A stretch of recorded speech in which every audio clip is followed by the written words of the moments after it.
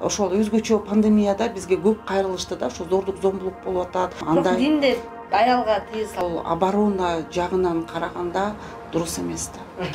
Түрмөдө отурган айымдарга дагы биз көп тренингтерди өтөбүз. Эмнеге айымдарга басым жасагансыз, мырзаларга эмес? Мисалы окууда сиздерге мырзалар деле көп го деген. Мүмкүн бул менин жетишпездигим. Шариаттын негизинде чечесизби? Же мыйзамдын негизинде чечесизби? Ички сырымды, бир көйгөйлөрдү 90% эч ким менен бөлүшпөйм. Саламатсыздарбы, урматтуу көрөрмандар? Сиздер менен кайрадан Факты КЖ маалымат порталында эмгеги мелиме көрсөтүүсү. Бүгүн биздин студиябызда айым менен тааныштырып өтөйүн. Мутакалим коомдук фондунун жетекчиси Жамал Фуротбек кызы. Саламатсызбы? Саламатчылык, рахмат. Жакшы. Жакшы. Эшикте кычыраган кыш, бирок маанайыңыз жакшыбы? Өтө жакшы. Жакшы. Кош келипсиз биздин студиябызга. Бүгүн сиз менен баягы алдыдагы жүргүзүп жаткан иш аракеттериңиздер жөнүндө, буга чейинки биздин коомубузга кылган эмгегиңиз жөнүндө бир аз маек куралы дедик. Анан сизге суроо узаткым келип атат. Мына акыркы күндөрдө эле Instagram баракчасынан тынымсыз эле бирден айым менен түз эфир куруп, эмнегедир байкасам зордук, зомбулук темасына көбүрөөк басым жасап аткандайсыз да. Эмне болду бул темага аябай басым жасап калганыңызга? Эмне себеп болуп атат? Азыркы учурда биз ошол өзүбүз ошол Мутакалим коому 6 айга атайын бир программа иштеп чыктык. Ошол биринчи айы, ошол декабрь айы биз зордук зомбулук темасын алып чыккыбыз келди. 30 күн бою ошол зордук зомбулук дегенде эмне, бул барбы, мунун түрлөрү кандай, эмне себептен зордук зомбулук болот? Анткени биз ошол акыркы ошол пандемия болгондон баштап 8-9 айдан баштап эле өтө зордук зомбулук күчөп атат да. Өзгөчө үй бүлөлүк зордук зомбулук, аялдар сотко берип атканы, балдарды сабап атканы, ошол көйгөйдүн баарын көрүп, биз ошону ачык алып чыккыбыз келди да. Сиздерге кайрылып атабы? Бизге аябай көп кайрылып атышат. Түз эфирден да көрүп атсаңыздар керек. Мен күйөөм уруп атат, эмне кылам, же болбосо ажырашып атам, эмне кылам. Ошондой бир кичинекей балдар да жазып атышат. Ата энебиз уруп атат, эмне кылсак болот, кандай жардам берсек болот деген, кандай жардам бере аласыңар дегенге биз ошого мында ар бирөөсүнө бирден консультацияда кылып атабыз. Ошол түз эфир аркылуу да демек бул чоң көйгөй экен деп ар кыл специалист айымдарды чакырып, лидер айымдарды, өзүнүн тажрыйбасын, психолог, психотерапевт, жөн эле лидер болуп жүргөн эне, чоң эне ошол айымдарды чакырып, алардын бир тажрыйбасы менен бөлүшкүбүз келип атат да. Ошол бактылуу үй бүлөнү кантип сактап калабыз? Канткенде биз зордук зомбулуктан алыс болобуз? Анткени ошол жүрөгүбүздү ооруткан, ошол акыркы Instagramда болгон ошол баласын өгөй атасы сабап койсо, ошол энеси ошол баладан баш тартуу бул өтө кыйын болду да биз үчүн. Сиздер тараптардан жардам болот абы ошол зордук зомбулуктагы айылдарга? Биз эмне эле түз эфирден эле кеңеш эле айтып коюп атасыздар? Жок, биз андан кийин кайрылгандарга өзүбүз жардам берип, юристтерге, ошол бир центрлерге жиберип, ошондой кылсаңар болот деп биз аларды жиберип атабыз. Сиздер билгендей эле биз ошол 20 жылдан ашык Мутакалим коому түрмөдөгү Степной айылындагы атайын абакта жаткан айымдар менен иштешип келебиз. Ошол себептен дагы биз ошол зордук зомбулуктун көптөрүн, эмне себептен абакка түшүп калгандарын дагы билебиз да. Ошолор менен иштешкендиктен бизде тажрыйба көп болгондуктан биз ошол коомчулукка дагы жардам берели. Анткени көпчүлүгү ошол соцсет аркылуу чыксаң аябай угуп атышат да, бөлүшүп атышат. Мунун пайдасы көбүрөөк го дедик. Демек сот иштерине да катышып берет экенсиздер да, э? Катышып беребиз керек. Жакында шайлоо дегендей. Анан биздин коомубуздагы айрым бир лидер айымдарыбыз дейбизби, баягы же болбосо коом алдындагы алдыга озуп чыккан айымдар дейбизби, шайлоого катышып атышпайбы? Анан сиз деле багы өзүңүздүн чөйрөңүздө бир лидер айым катары тааныйбыз. Анан эмнеге шайлоого сиз аттанган жоксуз деген? Эми биринчиден президент болуу аял кишиге ислам дини боюнча караганда ал ошол оборона министрлигин дагы башкарыш керек болуп калат. Анан аял кишинин жүрөгү жумшагыраак болгондуктан мүмкүн ошол көбүрөөк жүрөгүбүз менен ойлонобузбу деген өзүмдүн бул пикирим диний тараптан караганда. Бирок мен ойлойм, мен ошол президенттикке талапкер болгонго анчалык бир деңгээлим жетпейт болуш керек дейм. Анткени бул жерде адам ошол бир мамлекетти башкарып, анын экономикалык өзгөчө кантип алдыга алып кетиш керек. Өзүм ошол экономика илимдеринин кандидаты болсом дагы мен түшүнүп турам, ошол стратегияларды жазып чыгып, ал үчүн бир жакшы команда болуш керек, иштеген чоң тажрыйбалуу адамдар чыгып, анан ошол мамлекетти чын эле мен оңдойм дей алган бир өзүмдүн көзүм жеткенде мүмкүн мен деле коймокмун. Бирок мен ойлойм андай динде аялга тыюу салынат, динде аялга ошол оборона жагынан караганда дурус эмес да. Бирок саясатка кызыгасызбы? Мен өзүм ушул 2 жолу жогорку кеңешке депутаттыкка койгом, бирок эмнегедир эле туура эмес саясий партияларды тандап алып аттык окшойт. Мен ошондон кийин, ошол тажрыйбаман кийин түшүндүм саясат мен үчүн эмес экенин. Мен ошол социалдык иштерди, аялдардын жашоосун ошол тескерисинче өзүм болбой, ошол болочок депутаттарды тарбиялаганга салымымды кошушум керек деген өзүмө тыянакка чыктым да. Мисалы, сизди көргөндө коомчулуктагы бир мусулман айымдар, ошол учурда мындай жолукчан дин тарабындагы айымдардын гана укугун коргоочу катары таанышат да. Бирок мындай жөнөкөй айымдардын дагы укугун коргойсуздарбы? Анан көбүнчө кандай маселелер менен кайрылгандардыкын коргойсуздар? Биз негизи эле ар кыл аял заты кайрылса 20 жылдан бери колдоп келебиз. Бир эле мусулман жаатында эмес, башка диндегилер дагы эгерде бизге кайрылса, аял болгондуктан биз анын укугун, ага мүмкүнчүлүк түзүп берүүгө, ага кеңешибизди берүүгө дайыма даярбыз. Дайыма ошонун багытында биз иштеп келебиз. Албетте бизге кайрылганы көпчүлүк учурда зордук, зомбулук, экономикалык жактан кредит алышкандар, карызын бере албай аткандар, же болбосо бир бизнес баштап алып ошону уланта албай аткандар, же болбосо ошол күйөөсү каза болуп калып, ошол мүлктү бөлүшүп аткандар, туугандардын арасында мүлктү бөлүшүп аткандар, кээ бир учурда кайненелер кайрылат, келиндейм, уулум мени сабап атат, жардам бергиле деп, кичинекей балдар, кыздар кайрылышат, атам да апам да каза болуп калды эле, опекунум жаман бизге мамиле кылып атат, жардам бериңиздер.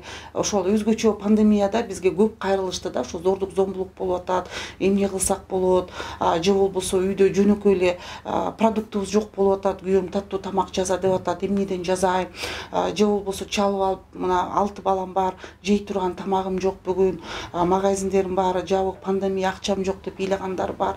Ар кыл нерселер бар да. Кээ бирөөлөр алименттерин төлөбөй аткан аялдар келет, күйөөм мына 2 жылдан бери төлөбөй атат, эмне кылсам болот деген. Ошондой бир көп ар кыл тараптардагы бизге аялдар кайрылат.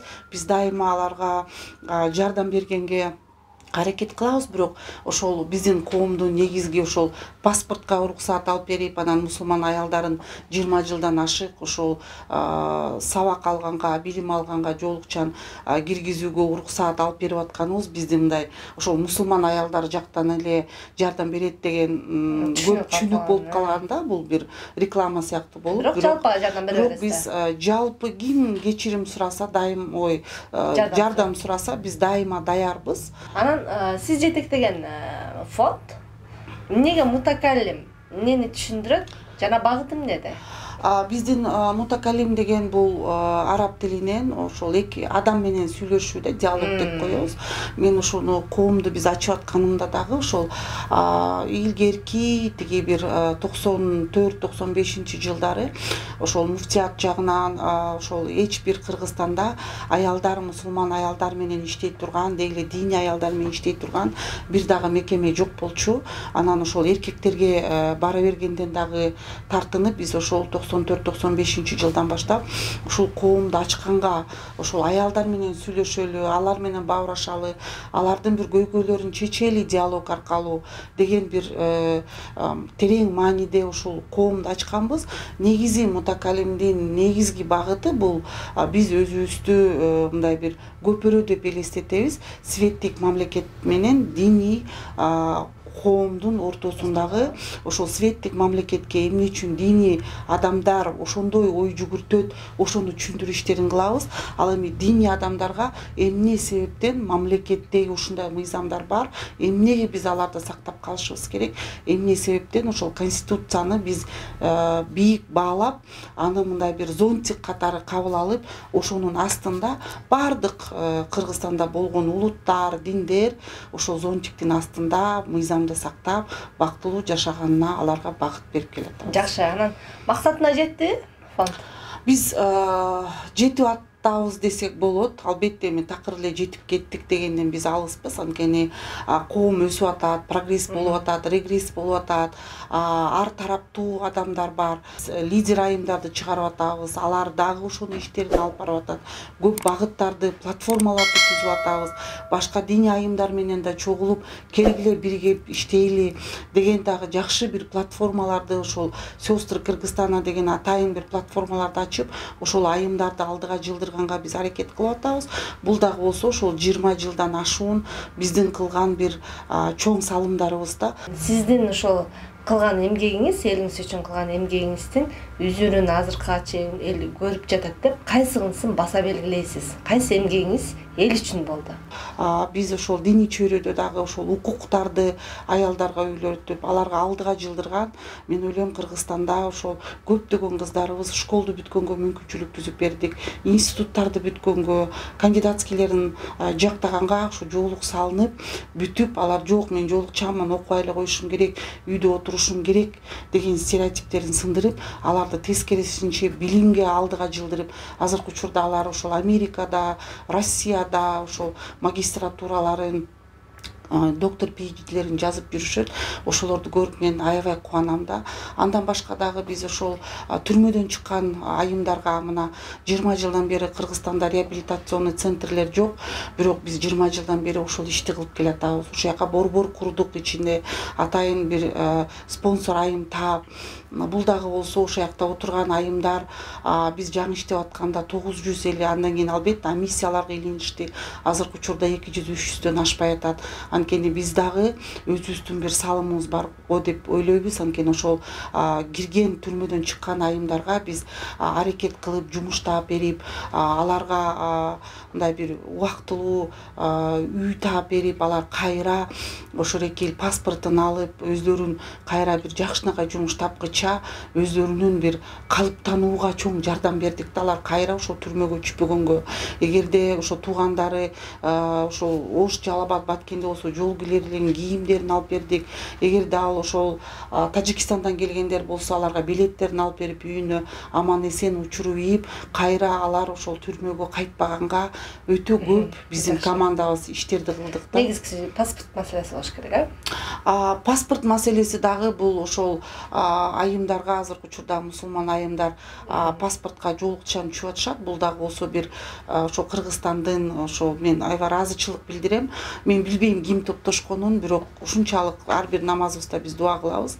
Биз 10 күнүн ичинде 300 000 кол топтодук да. Бул бир да проект эмес, бир дагы сом расход болбой туруп, ошол нерсе колубузга келди да. Бул дагы болсо ошол биздин коомчулугубуз ушул акциябызды колдоп, анан биз бул акцияны ошол эки президенттин доорунда, Акаев менен Бакиевдин убагында ошолор менен кат жазышып, ошол межведомственный комиссияларды түзүп, жолду тозобуз Путин келатканда деп атып, анан ушуга уруксаат алганбыз да. Бул дагы болсо бир чоң эмгек. Жакшы, бүгүнкү күндө жоолук менен паспортко түшө беришет. Жакшы.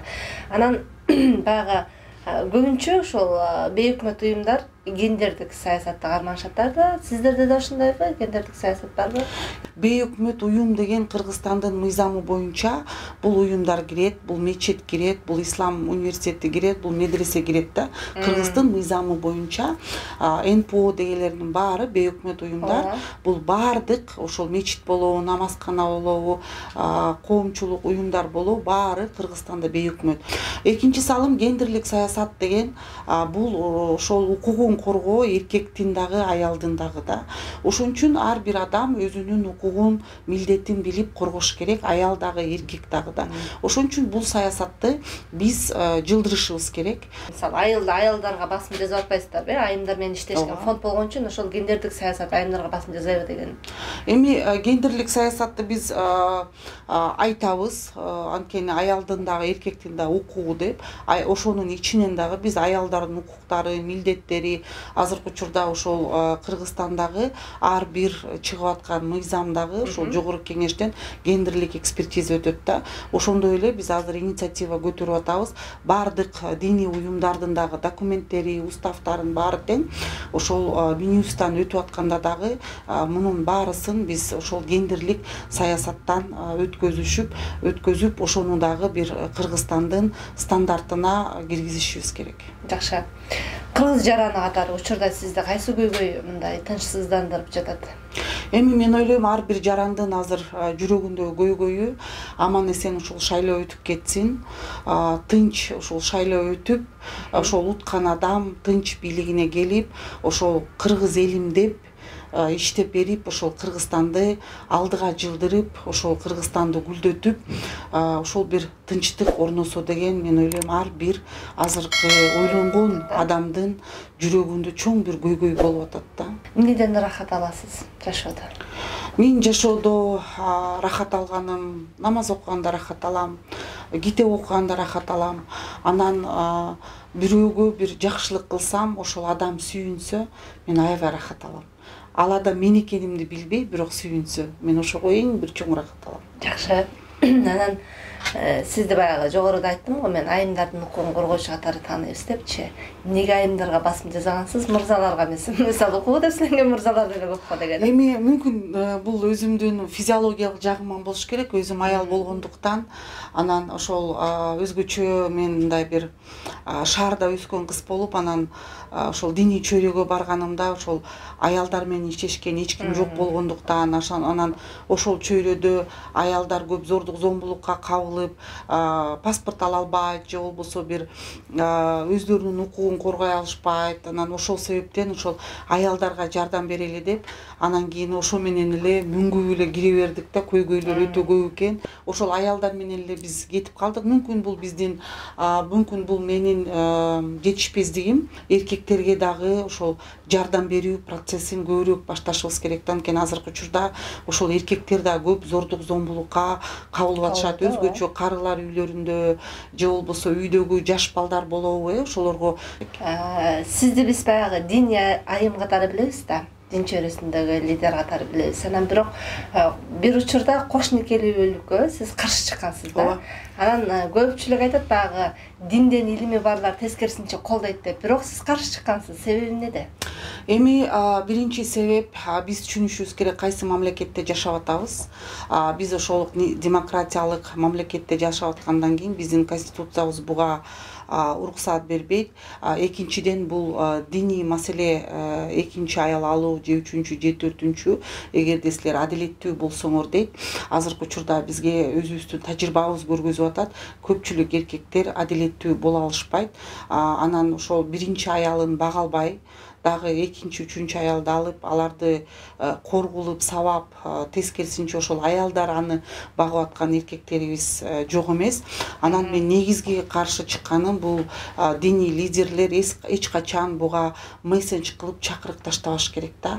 Бул жашоодо болуп аткан, эгерде мындай бир өздөрү чече турган маселе болсо, муну эч качан чакырык таштабай, ал адамдар өздөрү чечиш керек.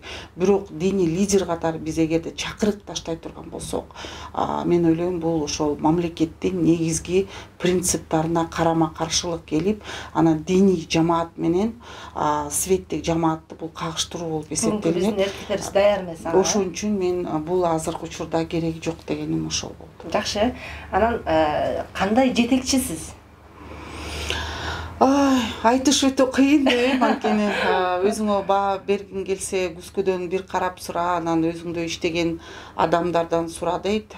Бирок мен менен иштеген адамдар, менин коллегаларым айтышат, сиз тапшырма бергенде такыр унутпайсыз, анан сиз аябай жумушаксыз деп кээ бирөөлөр мага жумшак деппи? Жумшаксыз деп сын айтат, бирок мен ойлойм, мен жетекчи катары мен эмнени каалайм, менин астымдагы адамдар эмнени иштеш керек жана кандай иштеш керек, мен дайыммын аларга багыт көргөзүп жардам бергенге.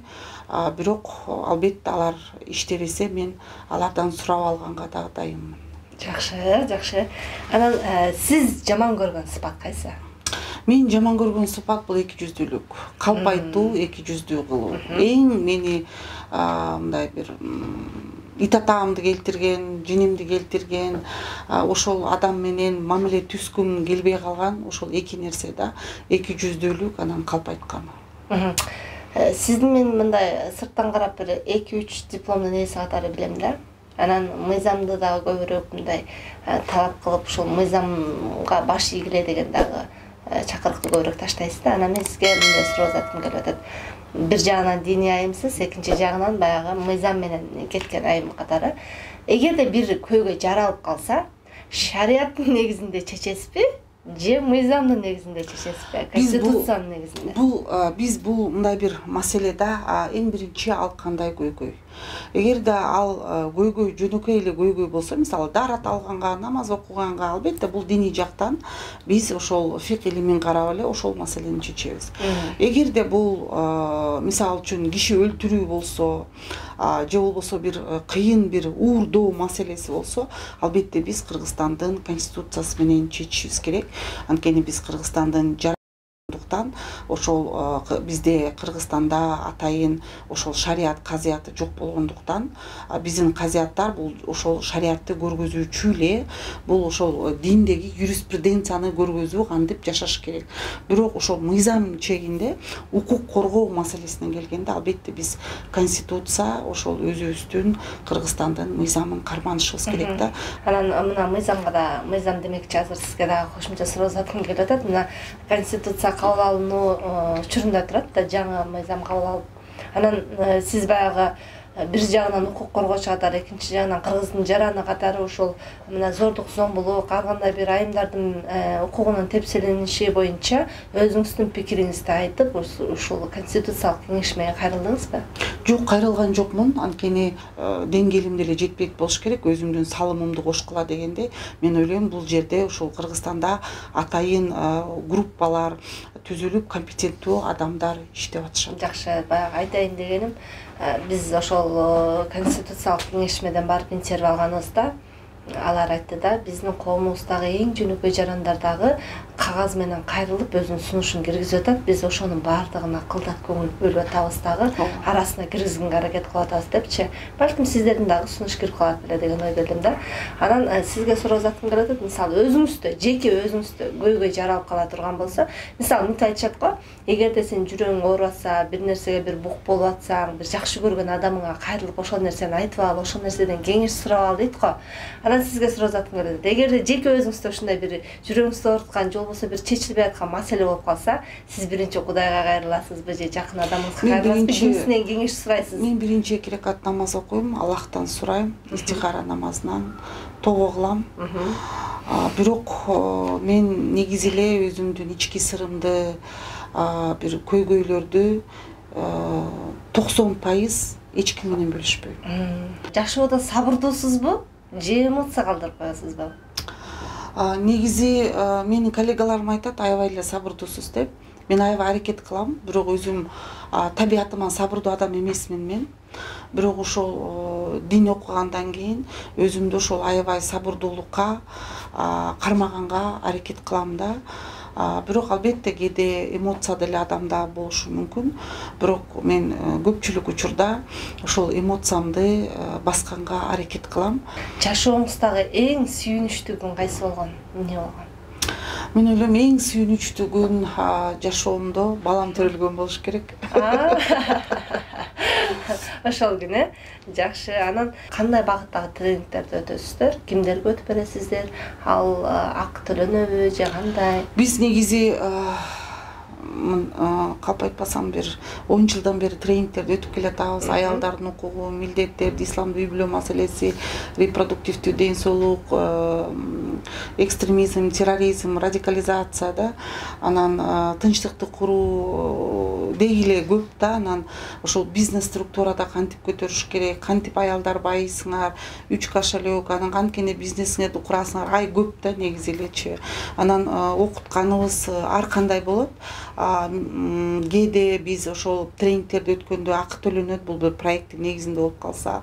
Кээ бир учурларда биз бекер деле өтөбүз. Мисалы азыр мына биз жаштар менен мен көп иштешем. Азырда мына ар бир базар күнү ошол жаштарга ар кайсы темадагы бекер тренингтерди баштайлы деп атабыз. Жаш кыздар келсе, түрмөдө отурган айымдарга дагы биз көп тренингтерди өтөбүз. Ошол мамлекетти сүйүү, чыкканда кандай болуш керек, өзүн кантип алып жүрүш керек. Кыйналган айымдар деле бизге келет, аларга тигүүчүлүк боюнча цехтерди ачып беребиз, пекарняларды ачып беребиз. Ошондой иштерибиз өтө көп да, анткени мен өзүм жаным тынбаган адаммын да. Чыныгы мусулман айымы кандай болуш керек? Эми мусулман айым же мындай айым, мен экөөнүн айырмасын деле билбейм да. Анткени мен ойлойм, негизи эле айымдар, мусулман айым албетте Аллахтан коркуш керек, жүрөгүндө иман болуш керек, намазын окуш керек, ошо шариятта көргөзгөн нерселерин баарын кылыш керек. Колунан келсе ошол хачка барып келсин, колунда болсо закатын берсин дегендей. Бирок эң негизгиси, кандай аял болбосун, ал билим алганды унутпаш керек, өзүн дайыма өстүрүш керек. Ошол комфорт зонасынан дайыма чыгып, алдыга умтулуп билим алыш керек да. Жакшы, чоң рахмат сизге. Ийгиликтерди каалайбыз. Жакшы маек кылып бергениңиз үчүн сизге ыраазычылык билдиребиз. Ушуну менен бүгүнкү көрсөтүүбүз да соңуна келип жетти. Кайрадан амандашканча саламатта туруңуздар.